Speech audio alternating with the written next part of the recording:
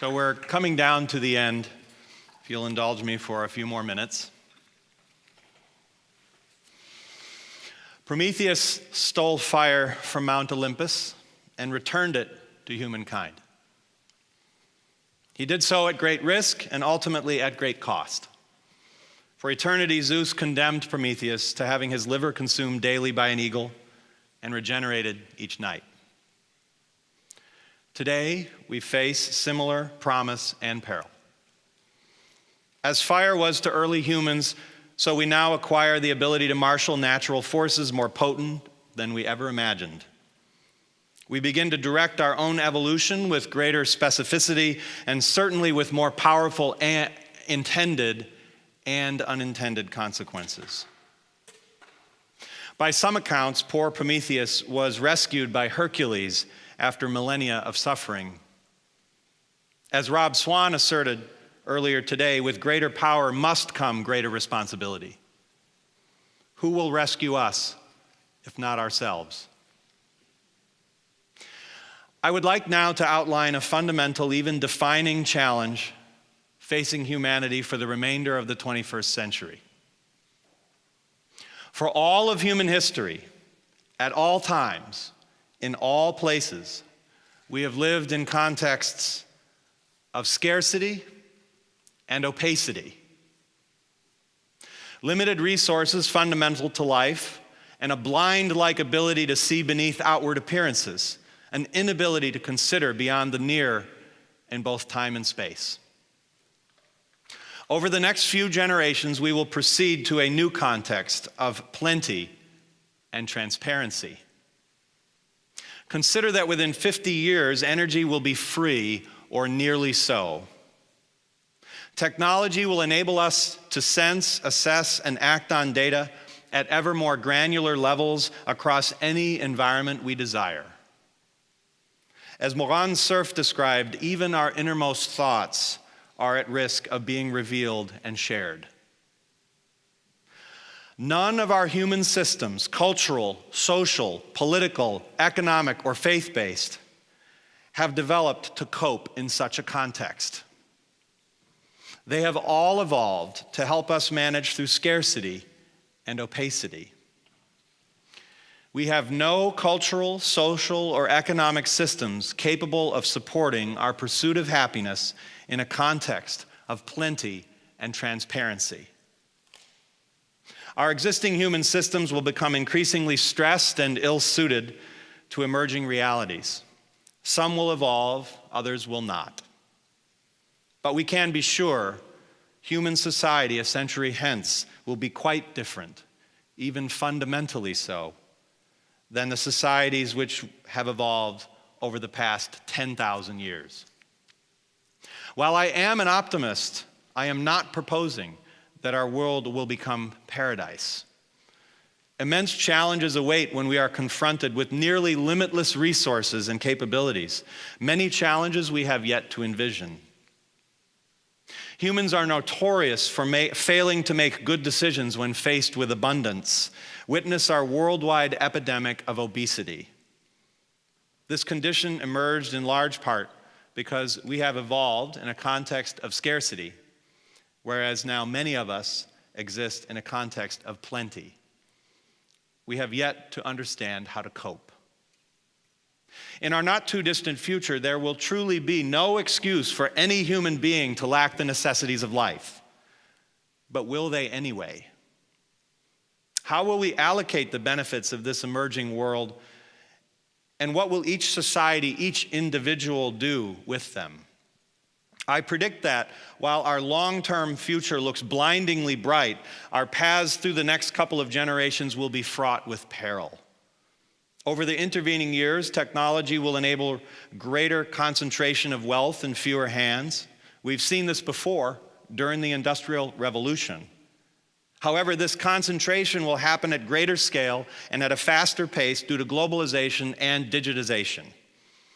Our disastrous presidential election this year in the United States is a manifestation of the earliest days of this transition.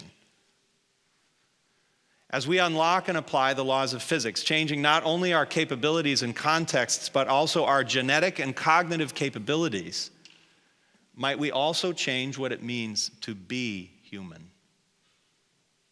As our technologies attain the ability not just to perform rote tasks, but to make judgment calls, and even to acquire what we might call creativity or ethics, early examples of which already exist, what will remain unique to being human? A perhaps unexpected consequence of the advance of science and technology is a commensurate intensification of the importance of metaphysics, philosophy, and faith. Asking why. Rather than banishing metaphysics to the realm of pseudoscience, as philosophers from at least David Hume onward have proposed, metaphysical questions become even more essential. Why do we exist? What does it mean to be human? Is anything uniquely human? Do these questions even matter? In a world where machines can create, I wondered what might remain ours. Perhaps the aesthetic experience of the world, of art or ideas or the desire to create. One could imagine, though, even that being mimicked by technology. Will there be any realm of humanness that will remain unattainable to our creations? While considering these questions over the past year of designing Kin Global 2016, I received two cues. For some reason, over and over again, the Schubert sonata with which we opened the program, Schubert's last sonata, kept reoccurring in my mind over and over for months. I never knew why or when. I'd find myself humming it, imagining it, retrieving the piece online for a listen. It informed the design of this event in ways I cannot understand. Perhaps arising out of the awe I felt for Schubert's work, I also experienced the nagging desire to create something of my own for this program. Now, AI systems, artificial intelligence, can already create pieces of art that mimic our work. David Krakauer's Santa Fe Institute has an open competition similar to the Turing test, but for AI-generated creativity. Can independent experts determine whether or not a piece of art has been created by a human or a computer? This is simultaneously exciting and terrifying. Perhaps this desire to create, rising at unpredictable intervals, might be something that might remain unique to us. So I leave you with some thoughts in the form of sounds. Understand, please, that I am not a musician nor a composer. I do this for fun on my own. My family has been subjected to it for months now, and they've been quite helpful in this process. So if you'll provide me with a little bit of license, I'd like to share something with you.